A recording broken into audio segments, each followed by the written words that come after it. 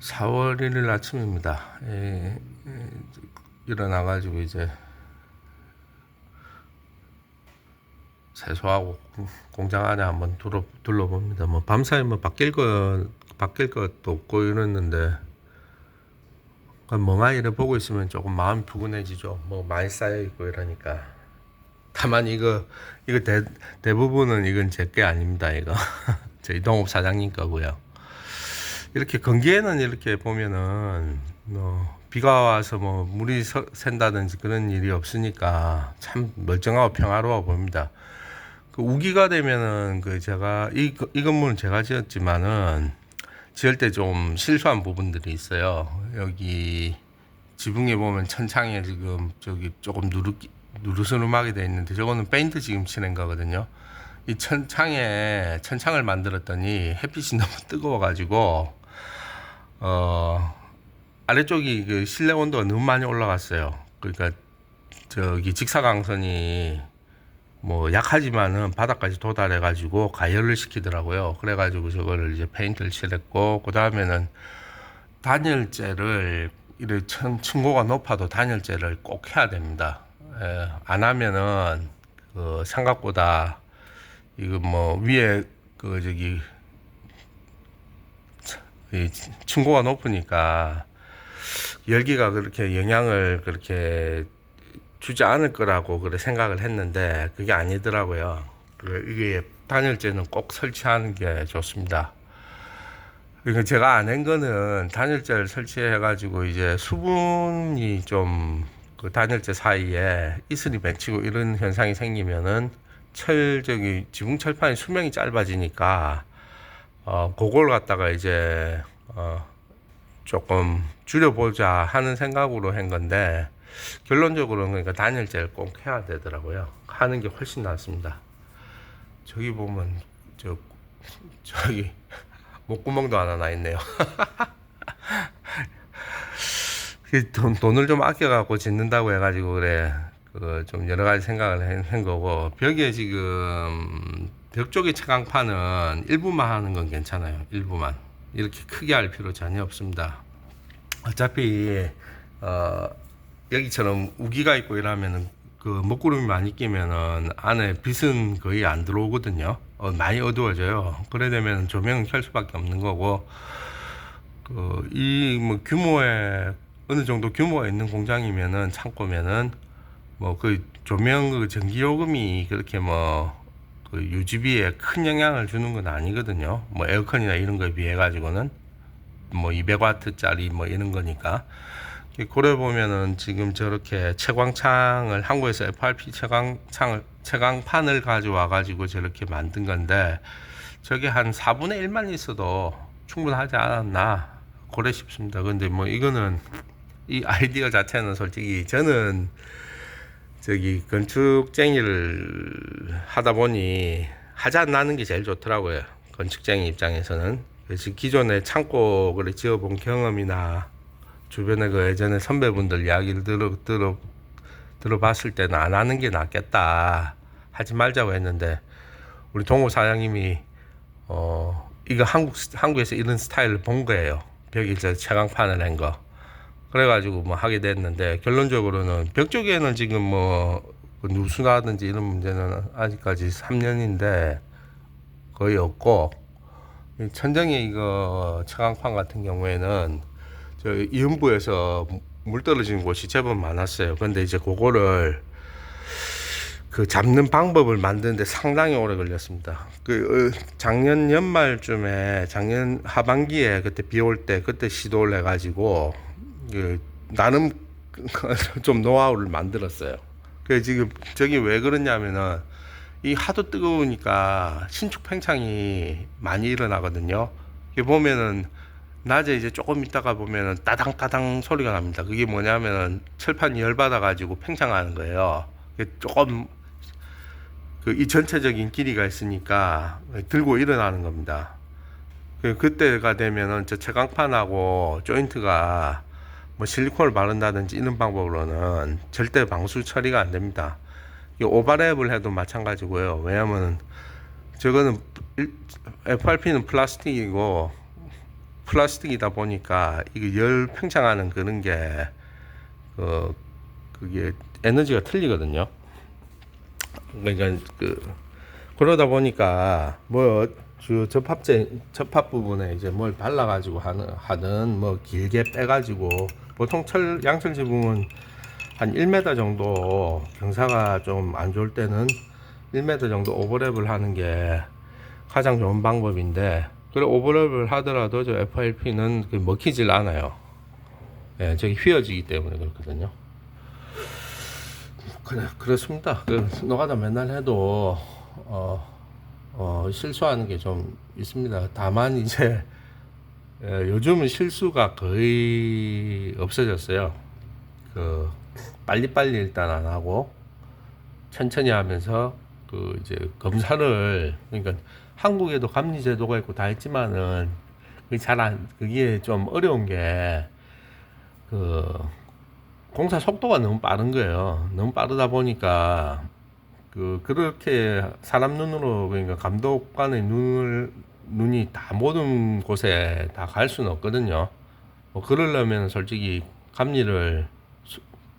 현장에 배치된 감리 숫자를 갖다 많이 늘려야겠죠.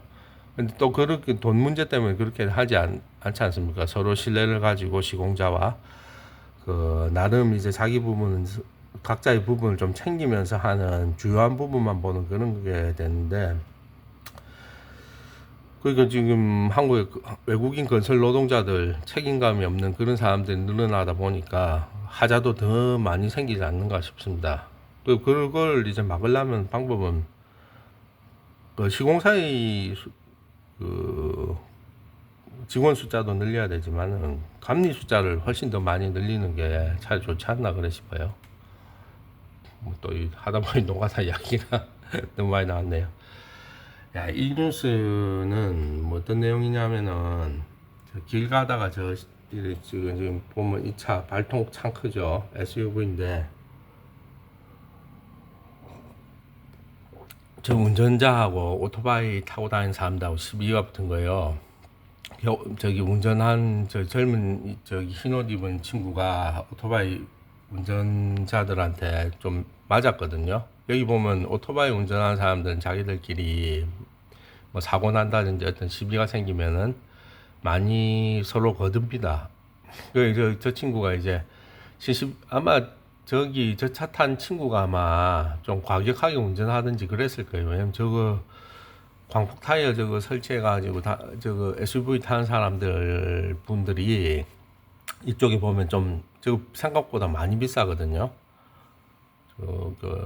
고급 타입으로 하면은 뭐 대략 그래도 뭐 한 6, 7천만 원 정도는 더 들 수도 있고요.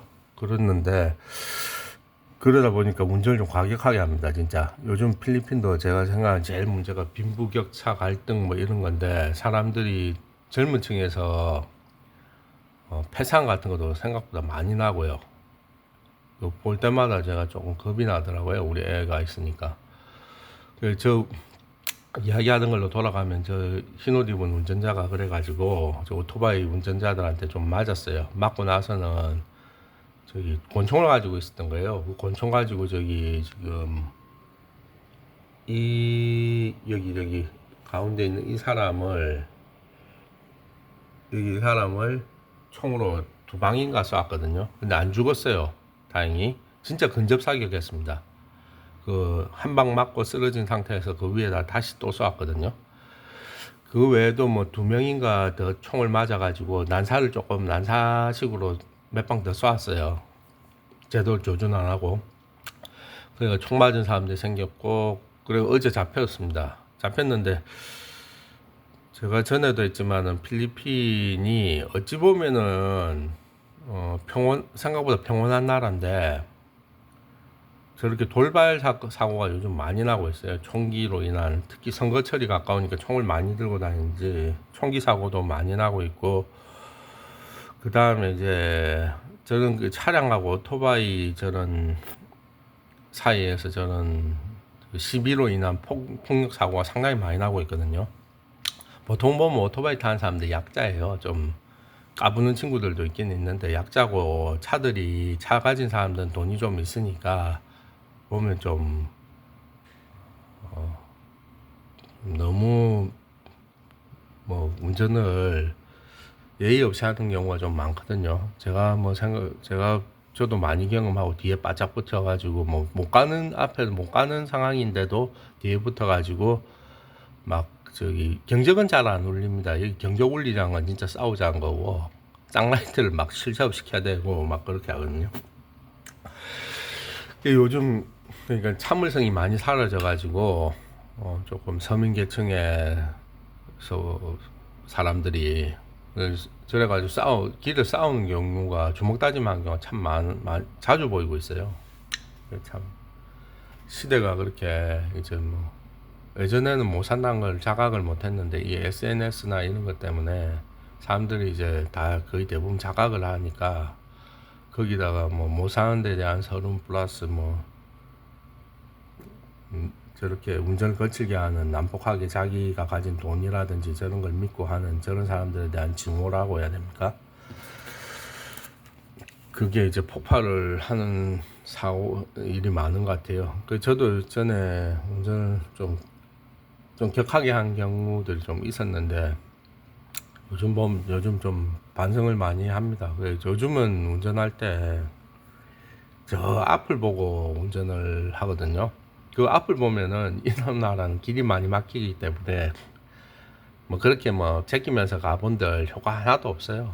특히 작은 길로 가면은 좀 있으면 다 모이기 때문에 그게 인생 아닌가 싶기도 하고 너무 무리해가지고 남한테 피해주고 그래 본들 일반 웬만한 사람들의 인생은 바뀌지 않는다 그렇게 생각을 합니다. 다른 거는 바깥에 보면은 한국에서 빨간 벽돌 이제 샘플들이 좀 왔고요. 4월 달에는 이번 달에는 컨테이너가 7대 지금 몰려서 또 오게 됐어요. 분산을 해야 되는데 3월 달에는 2대 들어왔고 원래 3월 달에 2대가 더 들어왔어야 되는데 이게 참 좀 골치가 아픕니다. 몰려서 오면은 한꺼번에 생안에도 돈이 상당히 많이 나가거든요. 이걸 좀 분산하려는데 참 안 되네요. 중국이 거울 그거 주문한 게 작년 겨울이었는데 1월달에 원래는 자기들이 2주에 3주 걸린다고 했는데 니들이 그러니까 3월 둘째 주에 그때 이제 상차를 했어요. 그러니까 2주에 3주가 2달 걸린 겁니다. 물론 종류를 우리가 조금 더 하긴 했는데 종류 많아도 괜찮다 하더만은 거기도 거울 공장에 일이 없는가 그래 느릿느릿하게 그래 하더라고요. 그러니까 하나씩 다 만들어 안 주고 자기들 이제 생산 라인에 끼워가지고 그래 하다 보니까 뭐 시간이 길어져 갖고 제가 좀 또 몰리게 좀 물건을 몰아받아야 되는 그런 상황이 돼 버렸고 뭐 이해는 합니다. 먹고 사는데 요새는 별로 남 탓을 그래 많이 하고 싶지는 않아요. 살다 보면 다 어떤 이유가 생기지 않습니까? 약간 그래도 우리는 뭐 그런 부분은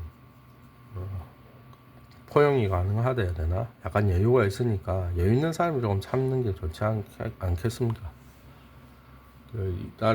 이달에는 막 왕창 바쁘게 생겼어. 기계도 오고 이래 하니까. 예. 자, 옛날에 좋아했던 블루문 특급 세월 빠릅니다.